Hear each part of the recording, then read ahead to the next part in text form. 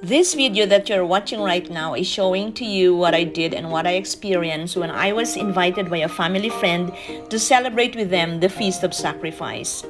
The Feast of Sacrifice, or we say Kurban Bayram in Turkish, in Arabic they say Eid Al-Adha, and in the Philippines we commonly say Hariraya, is a significant religious celebration which has the same profound significance in the entire Muslim world. Well, it is celebrated to commemorate and honor Prophet Abraham's willingness to sacrifice his son as an act of obedience to God's commands. So nowadays, even as modern Muslims or modern people, it's being celebrated in the same manner that people demonstrate their trust of faith in God.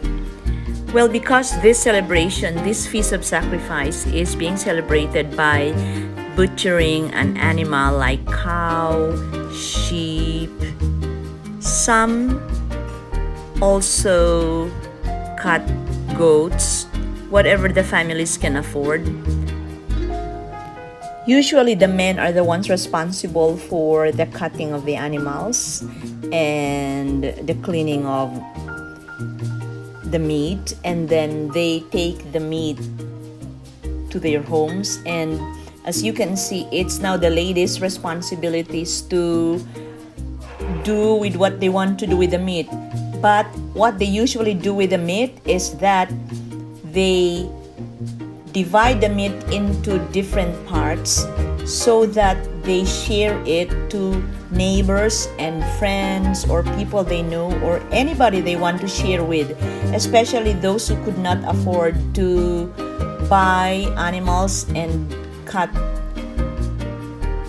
for themselves, because the significance of the celebration is just like any other religion. It's the sharing and the spirit of giving. Etlerimizi dolaba koyuyoruz. Tesbihler'e payda vereceğiz bunlardan. Eşit az. Etleri her yerine karıştırdım. Eşit olarak da kim kesmişse veriyor. Et olarak da ayarladım. Allah kabul etsin. Allah kabul Hem etsin. yiyeceğiz hem dağıtacağız. Maşallah. Eşte dostu Allah kabul etsin.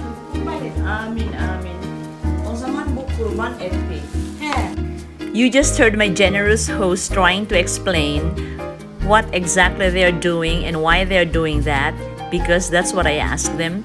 Okay, she said in her language that they are doing that because at least once a year they have a chance to share their blessings with the less fortunate ones, especially those families who can't afford to buy even the basic necessities in their own homes.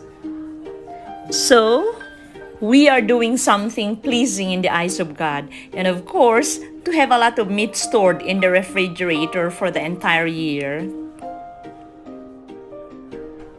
Now you notice that even the fats are being kept because this is being used also as lard for cooking. Now what the other lady is doing here is that she's just using a simple stick to form a simple pattern so that when the meat is hardened, because it stays in the fridge, for months and even years, for example. So it's easy for the chef to cook and it's easy to cut.